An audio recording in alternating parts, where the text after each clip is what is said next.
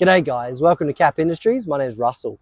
Today I'm showing you how to install a fire extinguisher into the new Triton MV. It's so easy and it bolts in using the factory seat bolts. The procedure is so simple. All you do is remove the two front seat bolts with a Torx T50, lift the seat up, slip the bracket under, bolt the extinguisher in and put your bolts back in. It's really, really easy. Let's go do it. In the video today, I'm going to be installing this fire extinguisher with a hose, just a 1 kilogram one. Works really nicely and looks great. The tools required are just this T50 Torx bit and a couple of 8mm spanners. So with your T50 Torx bit and your ratchet, just remove those two front seat bolts.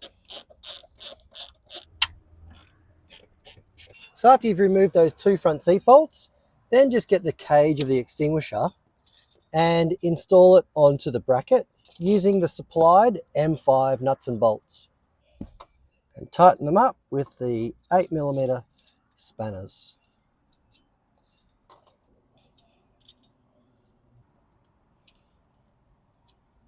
Then, once the cage is all tightened up onto the bracket, then just lift the front of the seat up and place the bracket underneath the feet.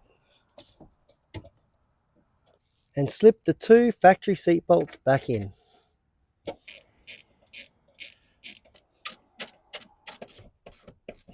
Then after you've done all your bolts up, just slip the extinguisher into its cage. As you can see there, it's bolted up and looks fantastic.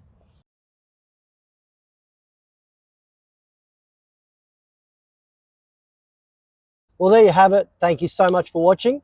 I'm sure that if you have one of these Triton MVs, you're going to love one of our fire extinguisher mounts. So thank you very much. And if you don't have one of these, please go and look at all of our other brackets. Thanks, folks.